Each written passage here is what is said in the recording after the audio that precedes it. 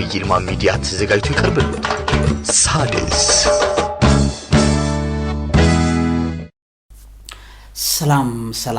ሰላምና ጤና ፍቅርን ክብረትን እንደናንተ ይስጥልን። ክብራትና ክብራን ቤተሰቦቼ እንደምን አላችሁልኝ?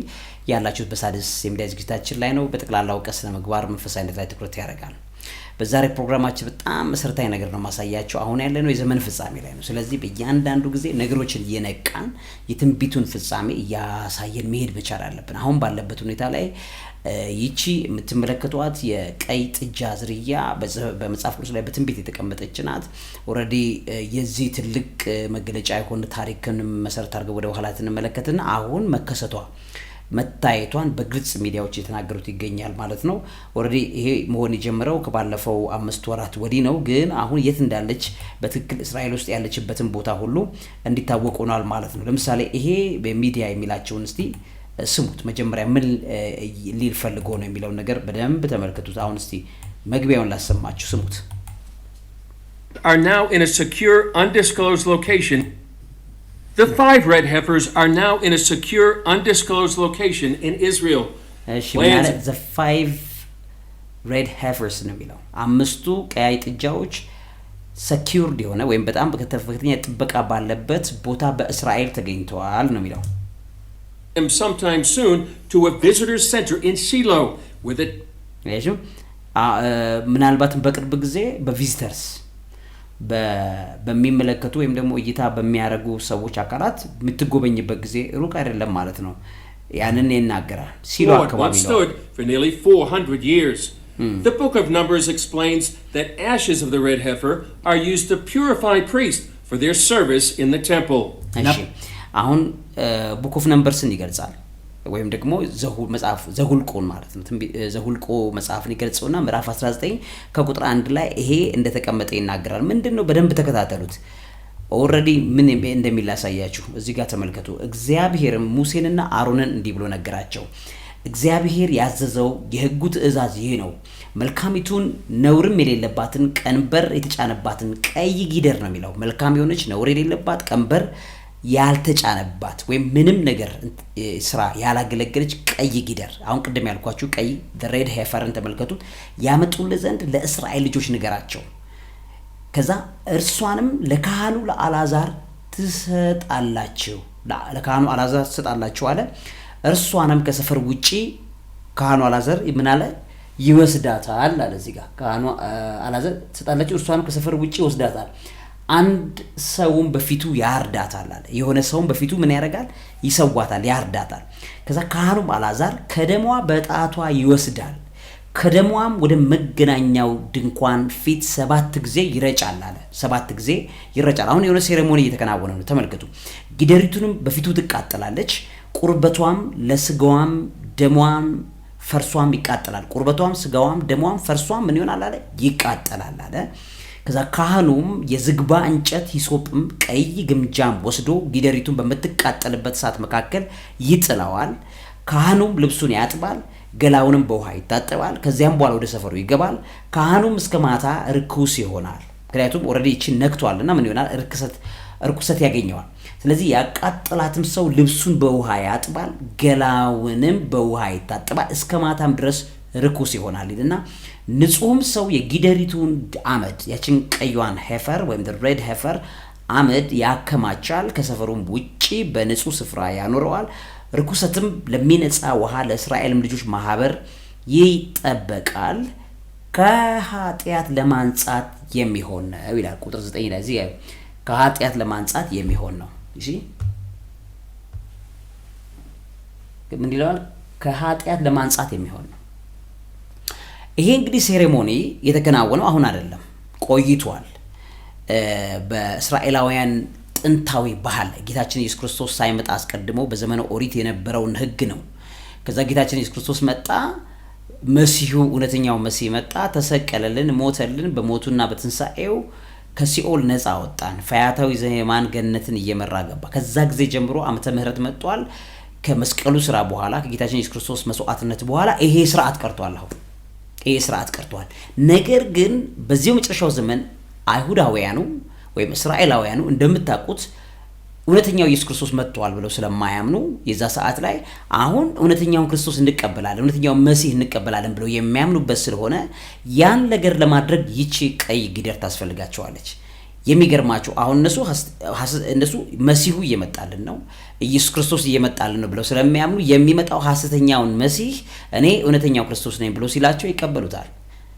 ያን ነገር ለማድረግ በሚቀበሉበት አስቀድመው the red heifer ይቺ ቀይዋ ጥጃ አሁን የኦሪቱን ስርዓት ለመፈጸም አሁን በዚህ ሰዓት ላይ ያስፈልጋቸዋል። እንዴት የሚለው ነገር አሁን በደንብ ተከታተሉ፣ በደንብ ስሙ። ይሄንን ልታውቁት ይገባል። አሁን ምን አይነት እዚህ ጋር እንዳለ እዩት። አሁን ምን ይላል መሰላችሁ? ስሙት። አሁን ይሄን የሚሉትን Moses and Aaron saying, "This is the ordinance of the law which the Lord has commanded, saying, Speak to the children of Israel that they bring you a red heifer without blemish, in which there is no defect, and on which a yoke has never come. You shall give it to Eleazar the priest, that he may take it outside the camp, and it shall be." በቃ አሁን የነገርኳችሁ ከካምፕ ውጪ ይወስደዋል፣ እንደዚህ አመዷን ይበተናል፣ እንደዚህ እሱን እየገለጸ ነው ያለው። ከዛ አሁን ባለውስ ምን ደረጃ ላይ ነው ያለችው ብላችሁ ብትሉ ይቺ ሬድ ሄፈር አሁን ተከስታለች። Heifers are now between 1.5 to 2 years old. እሺ አንድ አመት ተኩል ያክል እድሜ ያላቸው 5 ቀያይ ሬድ ሄፈርስ እስራኤል ውስጥ ገብተዋል። ልብ በሉ አሁን ስሙ። Ceremony mentioned in the Bible, they need to be at least 3 years old. ያን ሴሬሞኒ ለማከናወን ስንት አመት ያስፈልጋቸዋል? 3 አመት ጊደሮች ሊሆኑ ነው የሚገባው። አሁን 1 አመት ተኩል ነው። ከዚህ በኋላ ስንት አመት ይቀራቸዋል? 1 አመት ተኩል። ይሄን በግልጽ ይነግሯቸዋል። ስሙ። They cannot have a blemish or anything that would disqualify them for the ceremony, even one white or black hair.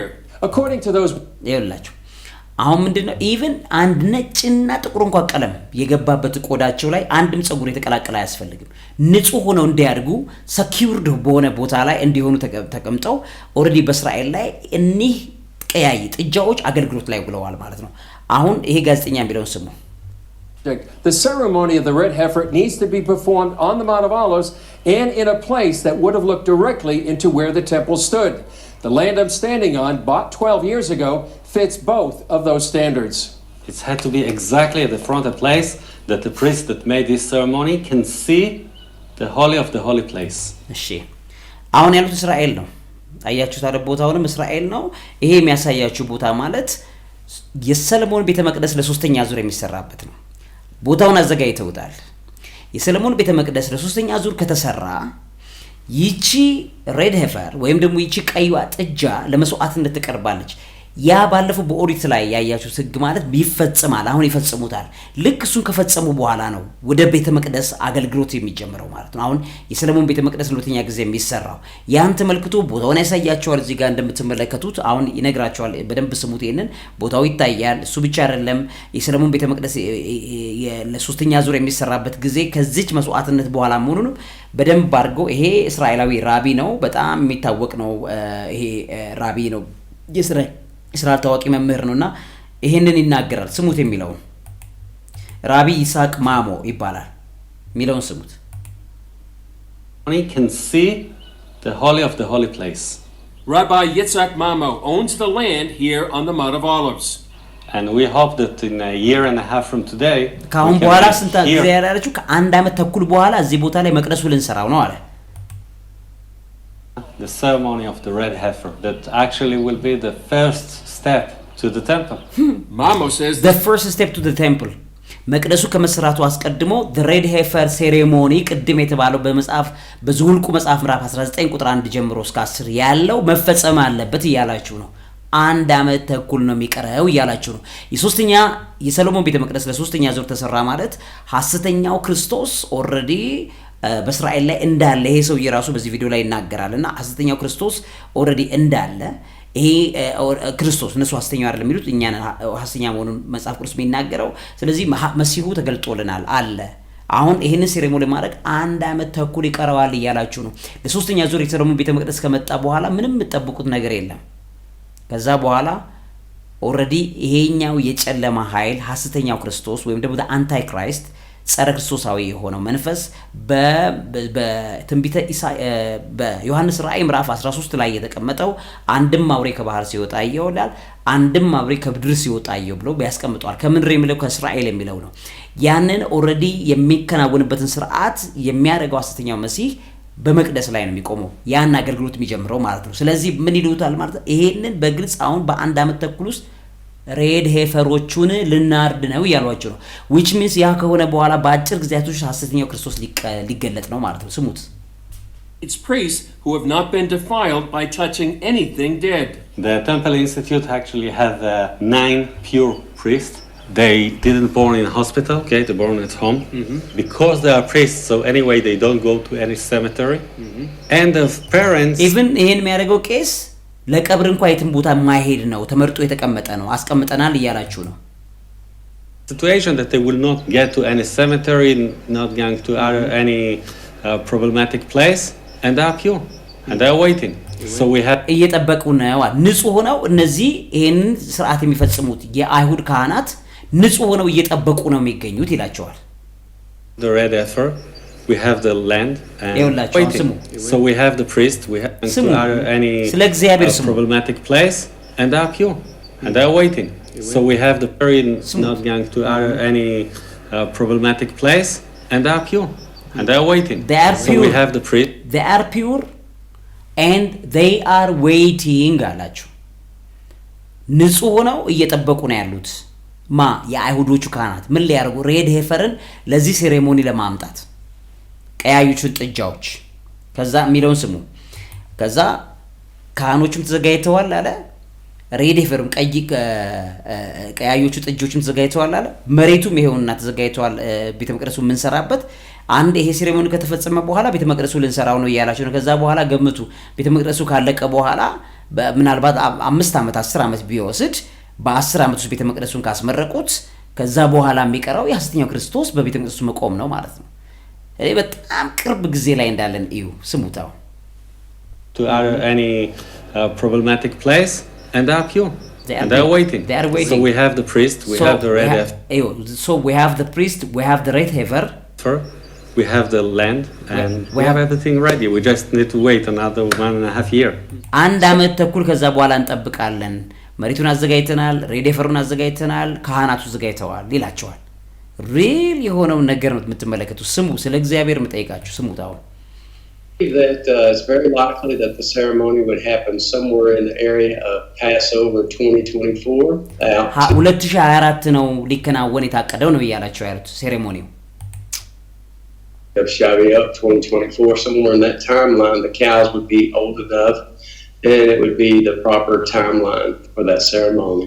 Byron Stinson of Bonney, Israel, helped find the red heifers in the U.S.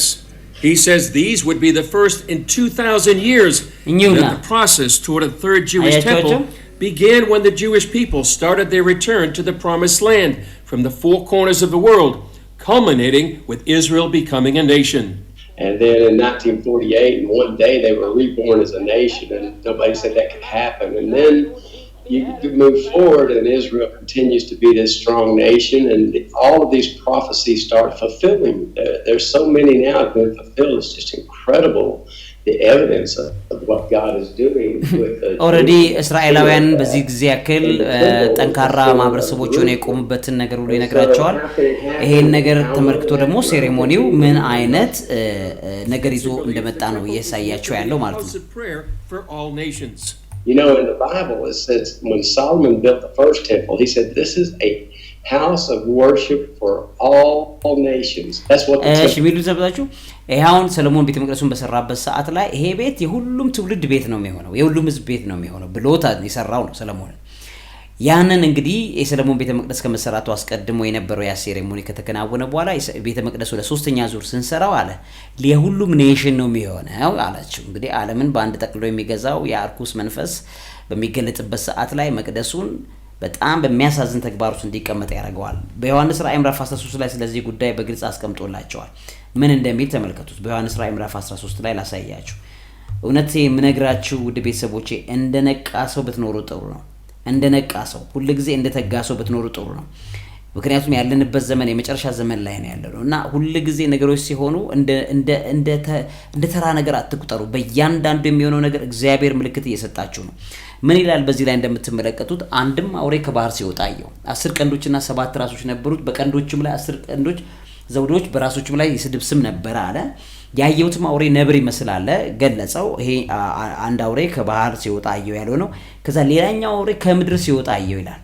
ይኸውላችሁ እዚህ ጋር ከምድር ሲወጣ አየሁ። የበግ ቀንዶችን የሚመስሉ 2 ቀንዶች ነበሩት፣ እንደ ዘንዶ የሚናገር ነበር አለ። በፊተኛውም አውሬ ስልጣን በእርሱ ላይ ይሆን ዘንድ ይደረጋል። ለሞቱ የሆነውን ቁስል ተፈወሰለት። ለፊተኛው አውሬ ምድርን በእርሱ የሚኖሩት እንዲሰግዱለት ያደርጋል። እሳትንም እንኳ ከሰማይ ወደ ምድር በሰው ፊት እስኪያወርድ ድረስ ታላላቆች ምልክቶችን ያደርጋል። በአውሬውም ፊት ማለትም በዚህ በሐሰተኛው ክርስቶስ ፊት ያደርግ ዘንድ ከተሰጡት ምልክቶች የተነሳ በምድር የሚኖሩትን ያስታል። በሰይፍም ቁስል ለነበረውና በሕይወትም ለኖረው ለአውሬው ምስል እንዲሰግዱ በምድርም የሚኖሩትን ይናገራል። ይሄን ከዚህ በፊት አስተምራቸዋለሁ ወይም ሌላ ጊዜ ነግራቸዋለሁ። የአውሬው ምስል ሊናገር እንኳን ለአውሬው ምስል የማይሰግዱትን ሁሉ ሊያሰግዳቸው ለአውሬው ምስል ትንፋሽ እንዲሰጠው ተሰጠው ይላል። ኦሬዲ ያው የቀደመውን አውሬ ያለው ከአውሮፓ የሚነሳውን ሐሰተኛው ክርስቶስን እንዲቀበሉት ያንን ተግባር እንዲፈጽም እዚህ እስራኤል ያለው የሐሰተኛው ክርስቶስ ይሄን ያደርጋል አለ። ከዛ በኋላ ምን አለ? ታናናቾችና ታላላቆችም ባለጠጎችና ድሆችም ጌቶችና ባሪያዎችም ሁሉ በቀኝ እጃቸው ወይም በግንባራቸው ምልክትን እንዲቀበሉ የአውሬውም ስም ወይም የስሙ ቁጥር ያለው ምልክት የሌለበት ማንም ሊገዛ ወይም ሊሸጥ እንዳይችል ያደርጋል። ጥበብ በዚያ ያለ አእምሮ ያለው ሁሉ የአውሬውን ቁጥር ይቁጠረው፣ ቁጥሩም የሰው ቁጥር ነውና ቁጥሩም 666 ነው አለ። ስለዚህ ኦሬዲ ይሄ የሚከናወነው የሰሎሞን ቤተ መቅደስ ለሶስተኛ ዙር ከተሰራ ከቆመ በኋላ መጽሐፍ ቅዱስ እንደሚናገረው ሄዶ የሐሰተኛ ነቢይ ወይም ሐሰተኛ መሲህ የእግዚአብሔርን ቁርባን ያስቀራል ይላል። ኦሬዲ በዛ ቦታ ላይ የሚደረገውን የክርስቶስን ከዚህ ቀደም የተደረገ የነበረ የአዲስ ኪዳኑን ስርዓት እንደገና ደግሞ እነሱ ያው የኦሪቱን ስርዓት ነው የሚፈጽሙት በቤተ መቅደሱ ላይ። የኦሪቱን ስርዓት በሚፈጽሙበት በዛ ሰዓት ላይ በፍጹም ያንን ስርዓት 3 ዓመት ተኩል ነው ያው እንደምታውቁት 7 ዓመት ነው በምድር ላይ የሚንቀሳቀሰው 7 ዓመት ነው የተሰጠው። ስለዚህ 3ኛ ዓመት ተኩል ላይ ልክ በመቅደሱ ላይ ሴሬሞኒ ይከናወናል። እውነተኛው ክርስቶስ መጣ ተብሎ ሐሰተኛውን መሲህ ዓለም ሁሉ እንዲቀበለው ያደርጋል። ይሄ ሁለተኛው አውሬ የተባለ ማለት ነው። ስለዚህ ያ ከሆነ በኋላ ነገሮች ሁሉ ወደ መጨረሻው ፍጻሜ ይሄዳሉ። ስለዚህ መጨረሻ በ3 ዓመት ተኩል ላይ የመቅደሱን ስርዓት ያስቀራል ይላል። ያ ማለት በቅድም ያልኳቸው ከሬድ ሄፈሩ ከቀያዮቹ ጥጃዎች ስርዓት በኋላ በእስራኤል ላይ ልክ እንደ ኦሪት ህግ እውነተኛው መሲህ ያገኘን ብለው የሚያደርጉትን ህግ በጠቅላላ መሀል ላይ ያስቆምና አያም ተጋድ ይላል። እኔ ነኝ አምላክ፣ እኔ ነኝ ለኔ ስገዱልኝ የሚለውን ነገር ያደርጋል። እሱን ነው የሚላቸው። የአውሬው ምስል ሊናገር እንኳን ለአውሬው ምስል የማይሰግዱትን ሁሉ ሊያሰግዳቸው ይላል እዚህ ጋር ሊያሰግዳቸው ለአውሬው ምስል ትንፋሽ እንዲሰጠው ተሰጠው። ኢቭን ይሄ ጣዖታት በየቦታው ላይ የሚሰራቸውን ጣዖታት በጠቅላላ እስኪናገሩ አደገኛ ምልክቶች እስኪመጡ ድረስ በምድር ላይ አስደናቂ ነገሮችን ያደርጋሉ። የዚህን ጊዜ ሰውን ሁሉ በአንድ ጉዳይ ለማሰገድ እውነትም ይሄ እውነተኛው ክርስቶስ ነው ብለው እንዲሰግዱ ለማድረግ የሰው ልጅን በጠቅላላ የሚቀሰቅሰው መንፈስ የሚነሳው ከዚህ ጉዳይ ነው ማለት ነው። ተመልከቱ፣ በጣም በጥንቃቄ ተመልከቱ። እዚህ ጋር ራሱ ይሄ የዜና አውታር የሚላችሁ ምድር 7 ዓመት እንግዲህ የዛሬ 7 ዓመት ይሄ ምን ይላል መሰላችሁ? ጄዊሽ አክቲቪስትስ ላውንች ክራውድ ፈንዲንግ አፒል ቱ ብሪድ ፐርፌክት ሬድ ሄፈር። አይታችኋል? ሬድ ሄፈሩን ፐርፌክትሊ ብሪድ ለማድረግ ይሄንን የዛሬ 7 ዓመት ነው እንግዲህ ይኸውላችሁ 7 years old ይሄ ዜና የተሰራው። ከዛ በኋላ ምን ይላል? ግሩፕ dedicated to fulfill biblical prophecy by building a third temple look። አያችሁ? ሶስተኛውን ቤተ መቅደስ ይለዋል እዚህ ጋር look for scientific solution to propagate holy cow ቅዱሷን ጥጃ አለ with key role in messianic rituals ይላል። ስለዚህ ለመሲሁ እውነተኛ ሪቹዋል ወይም ስርዓት ይሄ ያስፈልጋል የተባለችዋን ቅዱስ የተባለችዋን ይችን ላም ለማርባት እንግዲህ የረባቸው ባይዘው እቺ ሬድ ሄፈሩ የተዘጋጀው በጄኔቲክ ኢንጂነሪንግ አድርገው ፍጹም ቀይ ምንም ጸጉር ሌላ ያልተቀላቀለበት ንጹህ ቀይ ብቻ እንዲሆን አድርገው በአሜሪካን ሀገር ነው እነዚህ 5ቱ ጥጃዎች የተዘጋጁት በላቦራቶሪ የተዘጋጁት። ይሄን ነገር ለማድረግ የዛሬ 7 ዓመት ስራ ሰርተዋል። ይሄንን ነው እዚህ ጋር የምትመለከቱት የጄዊሽ አክቲቪስት ብሎ የዛሬ 7 ዓመት የተደረገው ነው። ምን ይላል? the creation of a third temple ሶስተኛው ቤተ መቅደስ as a permanent house in which God to reside was prophesied by Ezekiel በእስቄል ላይ ተቀምጧል አለ። most orthodox Jewish authorities regard it as something that will be miraculous event በጣም ሚራክል ተአምራዊ event happen ሊያደርግ እንደሚችል a minority however believe that humans can build a temple ከዛ በኋላ ቴምፕሉ ሊሰራ እንደሚችል በሚል ይሄው ይቀመጣል እዚህ ጋር እንደምታዩት። now however the Jerusalem-based temple institute has announced its plan to breed its own red heifer using surrogacy techniques ይላል። ኦሬዲ ሰሮጋሲ ቴክኒክ በመጠቀም የራሳቸው ሬድ ሄፈር እንደሚሰሩ አሜሪካ ውስጥ ባለ ላቦራቶሪ ተዘጋጅቶ አልቆ ካበቃ በኋላ አሁን በእስራኤል ይገኛል። ይሄንን አምስቱን እነዚህን ሬድ ሄፈርስ ገብታችሁ በደንብ መረጃ የያዙ ከዚህ ጋር ተያይዞ ኢቭን የሚናገረውን ስሙት ይሄ ሰው it's a step for the next step that is the temple, but the red heifer also it's a special order from God that King Solomon said אמרתי אחכמה והיא רחוקה ממני. King Solomon, that was the genius man in the world, yes. And he know how to speak with animal, he know everything, and he said this specific rule of God I don't understand. I think אמרתי אחכמה, I think that I am smart, but this commitment is far from me. I don't know the explanation for that. Yeah. And the special thing in the red heifer is that we are talking about second step. Until now we're talking about the physical world, and the red heifer is the spirituality world. And I think that Christian, Muslim, Jewish, everyone want to come to the next level of this world. So you have 5 possible candidates for red heifer in Israel right now. As we speak, what are we waiting for now? What's the next step until it's like barbecue time? ምን እንደሚጠይቀው ሰምታችኋል። ስለዚህ አምስቱን የሬድ ሄፈር ቀይ ጥጃዎች በእስራኤላውን ተቀምጠዋል። ስለዚህ ቀጥሎ ምንድነው የሚጠበቀው ይለዋል። You're going to burn the ashes. That's what everybody wants to know. What are we waiting for? So first of all, we're waiting for the age. By the halakha, by the tradition, the cow had to be at age 3, at the year 3, which means 2 years and 1 month, 2 months, something like this. So we have more 1.5 years. Yeah. So this is the reason that we are waiting. Yeah.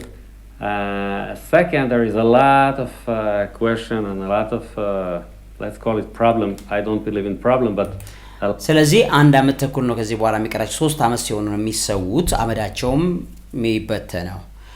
ይሄ ከሆነ ከዛ በኋላ ሴሬሞኒ ይቀጥላል። የሶስተኛው ሰሎሞን ቤተ መቅደስ ከቆመ በኋላ ያለው ታሪክ ቀጥሏል ማለት ነው። ስለዚህ አሁን ደግሞ እንደምታውቁ ፈንድ እያሰባሰቡ ነው ለሰሎሞን ቤተ መቅደስ ፈንድ የሚሆነው ማለት ነው። ይሄን ሲምፕሊ ፌስቡክ ላይ ገብታችሁ የትም ቦታ ላይ መስማት መርከዝም ብላችሁ ሰርድ ቴምፕል ብላችሁ ብትገቡ በደንብ ታገኛላችሁ። ሰርድ ሶሎሞንስ ቴምፕል ብላችሁ ብትገቡ በደንብ ታገኙ። ይሄንም ግልጽ ነው እዚህ ጋር ተጽፎ ያለ ነው። እንግዲህ ተርድ ቴምፕል ኦሬዲ ለሶስተኛ ዙር የሰሎሞን ቤተ መቅደስ የሚሰራበት ነው።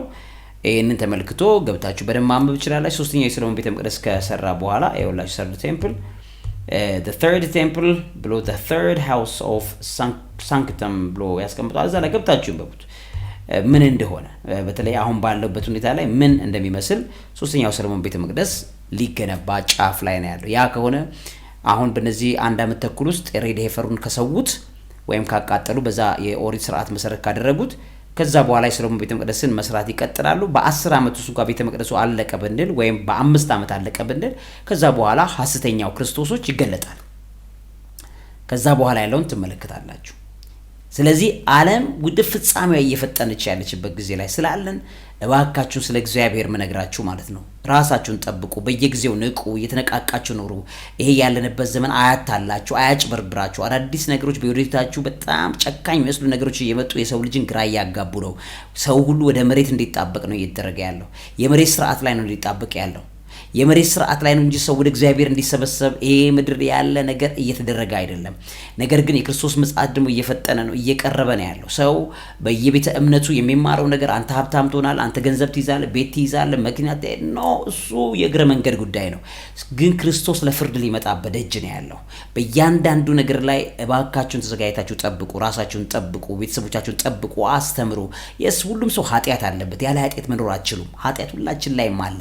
ነገር ግን ጌታችን ኢየሱስ ክርስቶስ እኮ የሞተልን ከኃጢአት ነፃ ሊያወጣን ሊዋጀን ነው ስለዚህ በደሙ ያፈሰሰልን የመስቀልን ስራ እየሰራልን ገነት የሚባለው ነገር ትልቁን ስፍራ እግዚአብሔር ሊያወርስን ስለፈለገ ስለሆነ ራሳችሁን ሁሉ ጊዜ እንዲያተጋችሁ እንደሚሰራ እንደሚተጋ በጸሎት እንደሚበረታ ብርቱ የሆነ አማኝ ሆናችሁ ዘጋይታችሁ ነገሮችን በዘመኑ እንድትዋጁት ዘመኑን እንድትጠነቀቁበት ለማሳሰብ ወዳለሁ በጣም አደገኛ ጊዜ ላይ ነው ያለነው በእያንዳንዱ በሚሆነው ነገር ላይ እንደ ዘመኑ ፍጻሜ ሰዎች ሲሰሩ በዘመኑ ፍጻሜ ላይ ያለ ሰው ስራ ይሰራል መልካም ነገር ያደርጋል ቅን ያደርጋል ፎቅ ቤት ይሰራል የቤት ይሰራል ንግድ ይነግዳል ዳዝም ማተር ትምህርት የምትማሩ ከሆነ ትማራላችሁ ስራ መስሩ ከሆነ ትሰራላችሁ ዳዝም ማተር ያ ይቻላል ነገር ግን ምንድነው እንደሚዘጋጁ ናችሁ ሲሰሩ ስራችሁ ራሱ በቅድስና ውስጥ ይሞላል ትምህርታችሁ በመልካምነት ይሆናል ሀገር ለመጥቀም ቢዝነሳችሁ ሰው የሚጠቅም አገልጋይነት ስሜት ኖሯችሁ ስራችሁን ሰራላችሁ አቅማችሁን ደግሞ ታበረታላችሁ በየጊዜው በጸሎት ተጋላችሁ መንፈሳዊ ህይወታችሁ ከቤተክርስቲያን አትጠፉም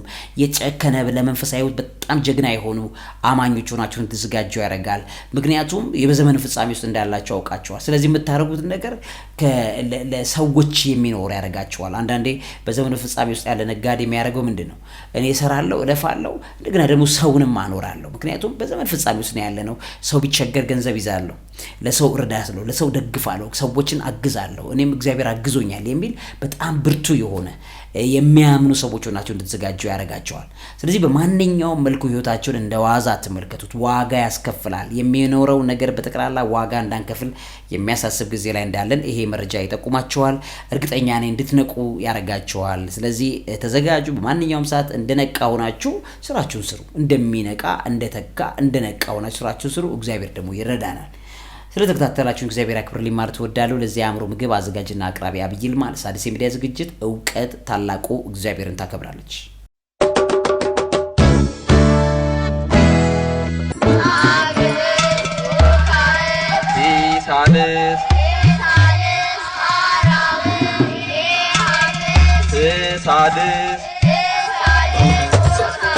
በአብይ ይልማ ሚዲያ ተዘጋጅቶ ይቀርብልዎታል ሣድስ